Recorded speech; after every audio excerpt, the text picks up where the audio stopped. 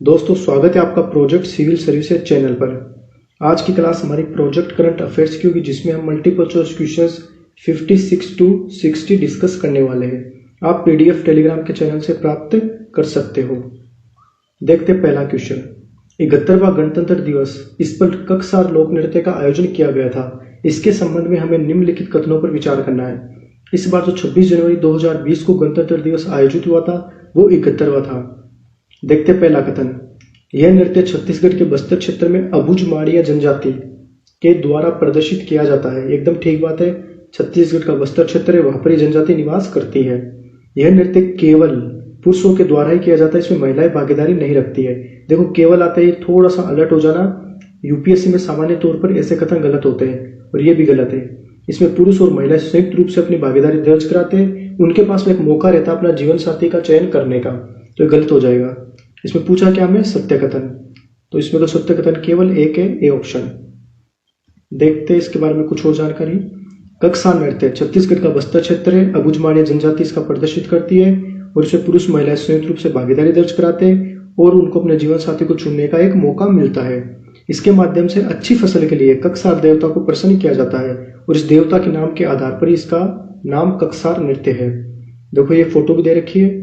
71वें गणतंत्र दिवस पर इसका आयोजन किया गया था। आदित्य L1, इसके संबंध में निम्नलिखित कथनों में से पहचान करनी है हमें सत्य कथन की। पहला कथन देखते हैं। यह सूर्य के कोरोना का अध्ययन करने हेतु पृथ्वी की कक्षा में छोड़े जाने वाला इसरो का एक उपग्रह है। सूर्य के कोरोना का अध्ययन करना इसका लक्ष्य बिल्कुल ठीक है। इसरो का ये उपग्रह ये भी ठीक है, लेकिन एक बात ध्यान रखना, पृथ्वी की कक्षा में प्रक्षेपित नहीं किया जाएगा।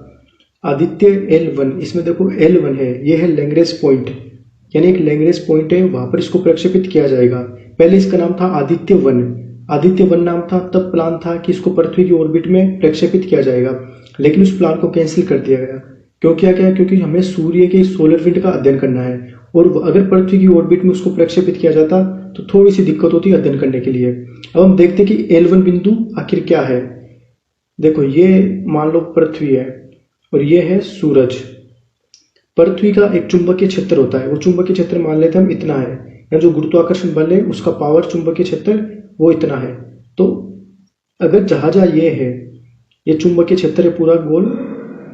अब इसमें मान लेते हैं कि ये बिंदु एक ऐसा बिंदु जहां पर इसका पावर कम है, यानी है ही नहीं, शून्य है, और ये सूरज है। सूरज का भी अपना एक चुंबकीय क्षेत्र होता है, वो मान लेते हैं इतना है।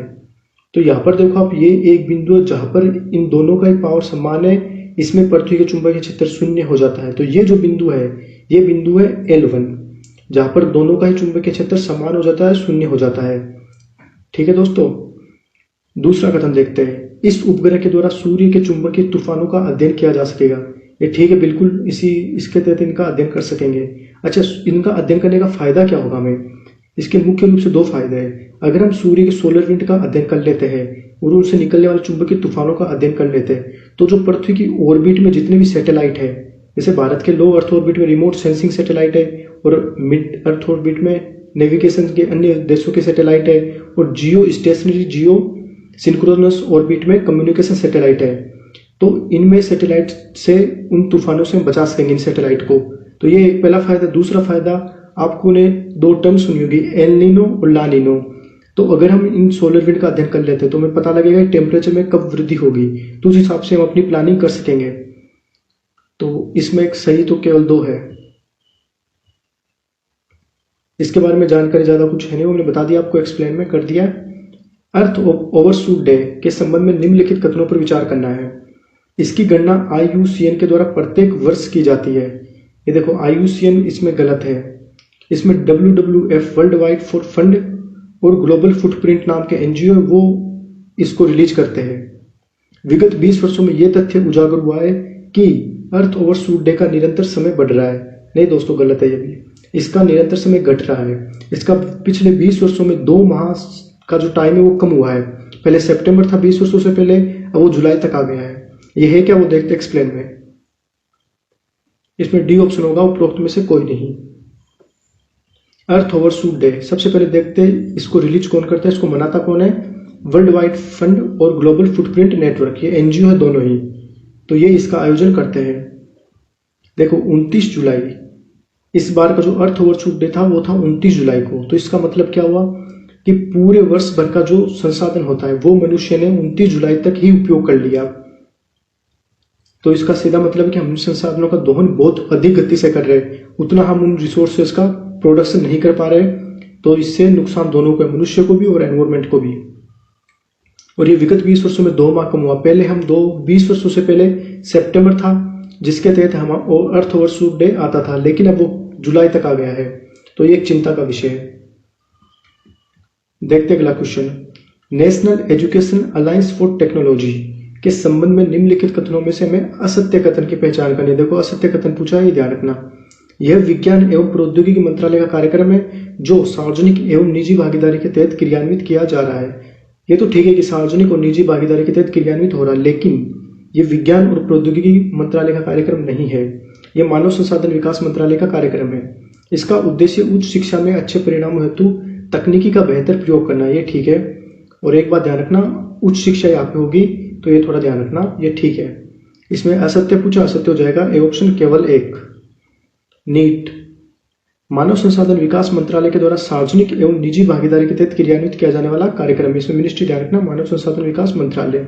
और उच्च शिक्षा में हमें अच्छे परिणाम चाहिए, तो उसके लिए हमें तकनीकी को उसमें शामिल करना होगा जिससे हमें अच्छे आउटकम प्राप्त हो सके। देखते हैं आज का अंतिम question. GAGAN GPS aided geo augmentation navigation, इसके संबंध में हमें पहचान करनी है सत्य कथन की। गगन उपग्रह आधारित संवर्धन प्रणाली है जो जीपीएस संकेतों को संवर्धित कर भारतीय विमानपत्तन प्राधिकरण के लिए उपलब्ध कराएगा। ये बिल्कुल ठीक बात है कि विमान जो हवाई यातायात है उसको ये जानकारी प्रदान करेगा।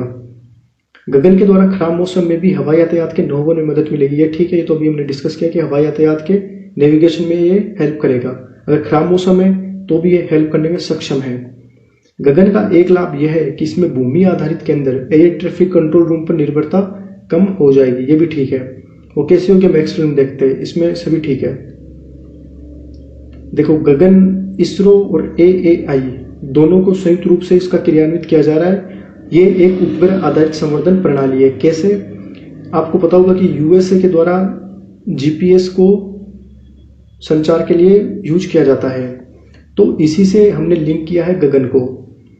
तो इससे हमें फायदा क्या होगा कि हमें एक्स्ट्रा कोई भी सैटेलाइट लॉन्च नहीं करनी पड़ेगी। और इसका फायदा दूसरा ये होगा कि जो हवाई यातायात है हमारा, उसमें हमें उनके नेविगेशन में फायदा मिलेगा। जैसे मान लो एक अभी तक तो क्या था, इससे पहले की बात करता हूं मैं, कि इससे पहले हम कैसे हवाई यातायात का नेविगेशन करते थे। नीचे मान लो ये पृथ्वी है और ये है एक सौरमंडल, और यहाँ पर सौरमंडल से ऊपर हमारे प्लेन गुजरते हैं। तो ये एयर ट्रैफिक कंट्रोल रूम होता था और यहाँ से हम सब कुछ कंट्रोल करते थे इनका। तो दिक्कत क्या होती थी, अगर बाई चांस बता रहा हूं मौसम खराब हो गया तो फिर हमारा संपर्क टूट जाता था। अब क्या होगा कि हमने ऊपर अंतरिक्ष में ही हमने क्या किया, गगन को प्रक्षेपित कर दिया जीपीएस के थ्रू, इसके लिए हवाई यातायात के नेविगेशन को संचालन कर दिया। तो इससे क्या होगा, कनेक्टिविटी ऐसे हो जाएगी। तो जो नीचे एयर ट्रैफिक कंट्रोल रूम है उस पर हमारी निर्भरता समाप्त हो गई। तो इससे फायदा क्या होगा कि कनेक्टिविटी चाहे खराब मौसम हो तो भी वो कनेक्टिविटी बनी रहेगी। तो गगन का सबसे बड़ा फायदा यही है, खराब मौसम में हवाई यातायात का नेविगेशन सुचारू रूप से संचालित रहेगा। और इसके लिए हमने जीसैट 8, 10 और 15 की हेल्प ली है। खराब मौसम में भी हवाई यातायात में मदद मिलेगी, हमने देख लिया कैसे। और इसका दूसरा फायदा क्या है, भूमि आधारित के अंदर एयर ट्रैफिक कंट्रोल रूम पर निर्भरता कम होगी। देखो यहाँ पर मैंने आपको समझा दिया कैसे एयर ट्रैफिक कंट्रोल रूम है उस पर हमारी डिपेंडेंसी कम हो जाएगी। तो आज की क्लास हमारी यही समाप्त होती है। Thank you so much.